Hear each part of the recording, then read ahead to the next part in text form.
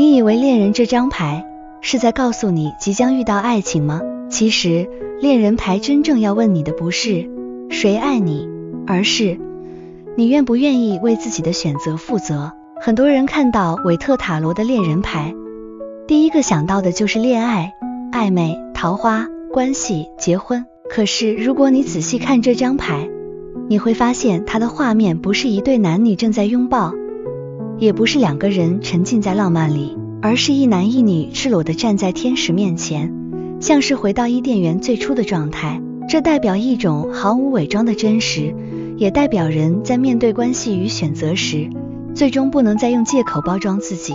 牌面上方的天使是大天使拉斐尔，他张开双翼，站在云端之上，象征神圣的祝福、疗愈与更高层次的指引。这告诉我们，真正成熟的爱不只是欲望，不只是吸引，也不是短暂的情绪冲动，而是两个人在更高价值之下，愿意彼此看见，彼此尊重，彼此成长。男人看着女人，女人仰望天使，这个视线很有意思。男人象征理性、行动与现实选择，女人象征感受、直觉与内在灵魂，天使象征更高的意识与生命方向。也就是说，恋人牌不是只谈两个人的关系，而是在谈一个人内在的三层连结。你的欲望想要什么？你的心真正感受到什么？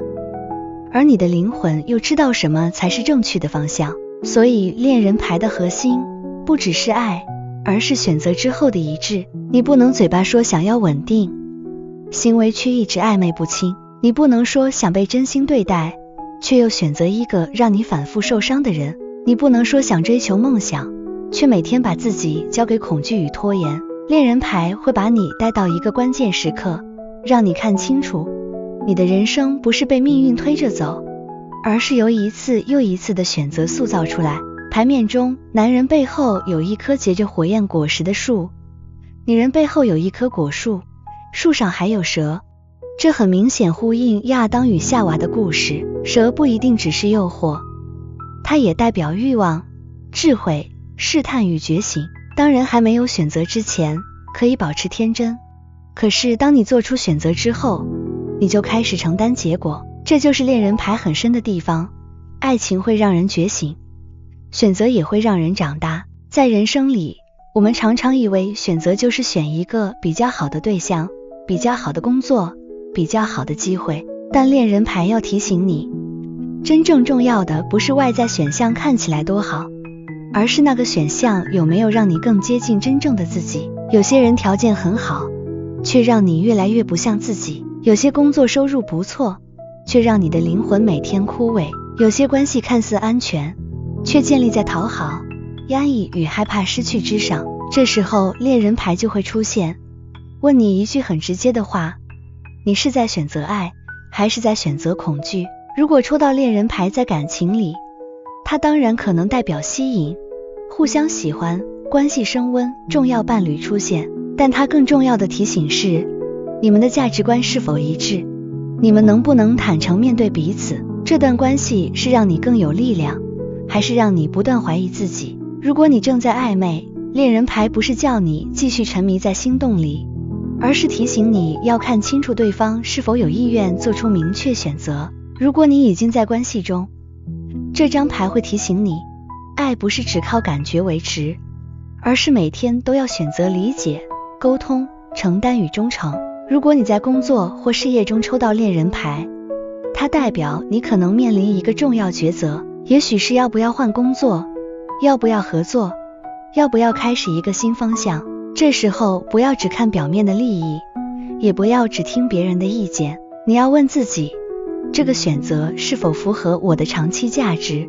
我是不是真的愿意投入？我选择它是因为热爱与信念，还是只是因为害怕失去安全感？恋人牌提醒你，最有力量的事业选择，通常不是最轻松的那一个，而是最能让你整合内在天赋与生命方向的那一个。如果你在人际关系中抽到恋人牌，它提醒你要分辨真正的连结与表面的和谐。有时候你太想维持关系，所以不敢说真话；有时候你太害怕冲突，所以把自己的需求藏起来。但真正的关系不是永远没有冲突，而是两个人愿不愿意在冲突中看见真实。你不需要为了被喜欢而背叛自己，也不需要为了维持和平而一直委屈。恋人牌的祝福不是讨好所有人，而是让你找到能够真诚相处的人。如果你正在面对人生选择，恋人牌给你的建议是，先不要急着问哪一条路比较有利，而是问哪一条路比较真实。你可以把每个选项放在心里感受一下，它让你变得开阔，还是变得紧绷？它让你更诚实，还是让你需要伪装？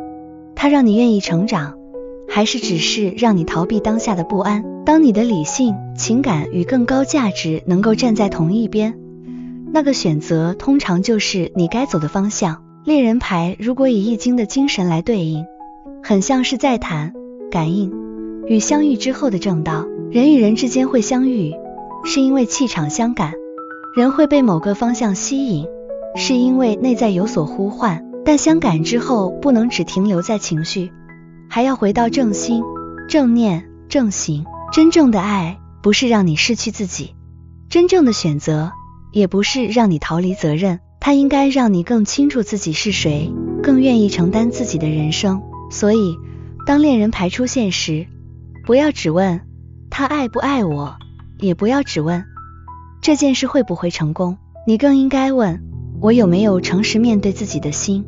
我现在的选择会把我带向更完整的自己，还是让我离自己越来越远？恋人牌最美的地方，不是他保证你一定会得到爱，而是他提醒你，真正的爱会从选择开始。你选择谁，也是在选择你想成为什么样的人。你选择哪条路，也是在选择未来的生命样貌。当你愿意不再逃避，不再暧昧，不再把责任推给命运，你就开始从被动等待幸福的人，变成主动创造幸福的人。所以，如果你最近抽到恋人牌，请你记住，心动只是开始，选择才是关键，相遇只是缘分，承担才是真爱。愿你在每一次重要选择里，都不是因为恐惧而妥协，而是因为真心而靠近。也欢迎你在留言区分享，你最近是否也正站在人生的十字路口？你正在面对的是感情的选择，工作的选择，还是要不要忠于自己的选择？让我们一起聊聊恋人牌现在想提醒你什么。